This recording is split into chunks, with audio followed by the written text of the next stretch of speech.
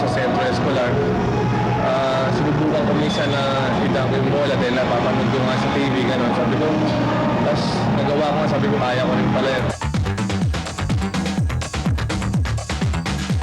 Mariano's being overplayed there in Victoria after Balingat got the block. Here's the outlet pass, Meneses! Yes! That's a foul!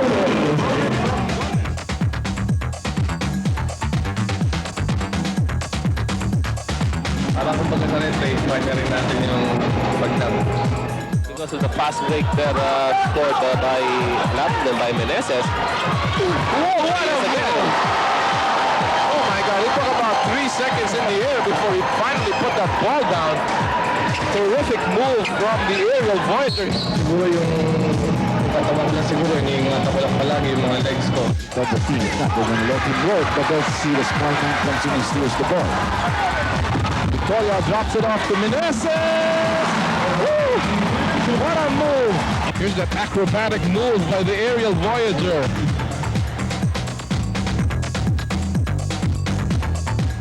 Hindi ko naambut yung sarili ko.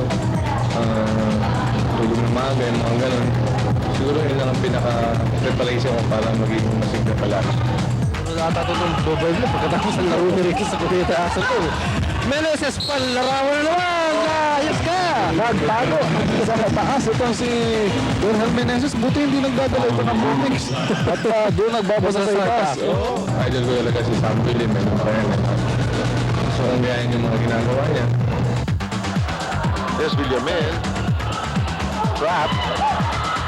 Wallace trying to get an offensive foul, but Hell Meneses unleashes showtime.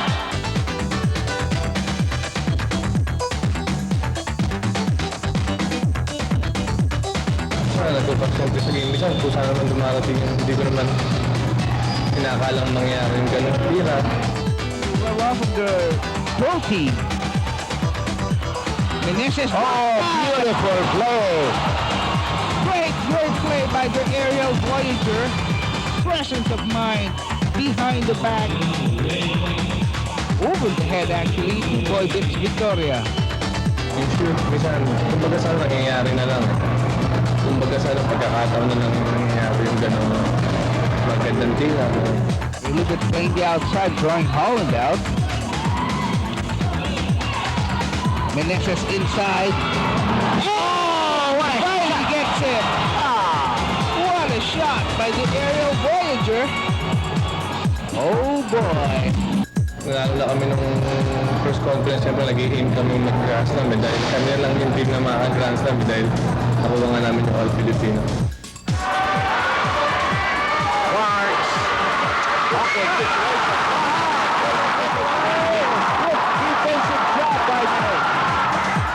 Eh, kung pagkatrabaho mo, kung darating at darating na Touch and go ito.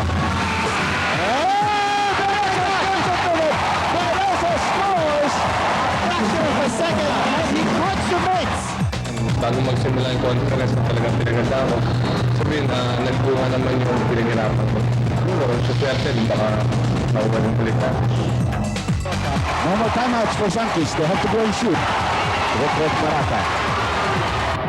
Pick up by Jeffrey Carriazo. Verhel Meneses momentarily open. Triple check! Yes! It is good!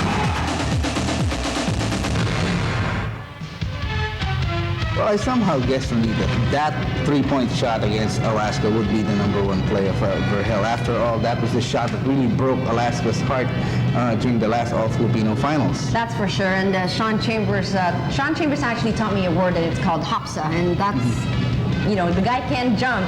And Verhel Meneses flies, he jumps, he's got hang time, that's for sure. Okay, so that's our feature on Verhel Meneses.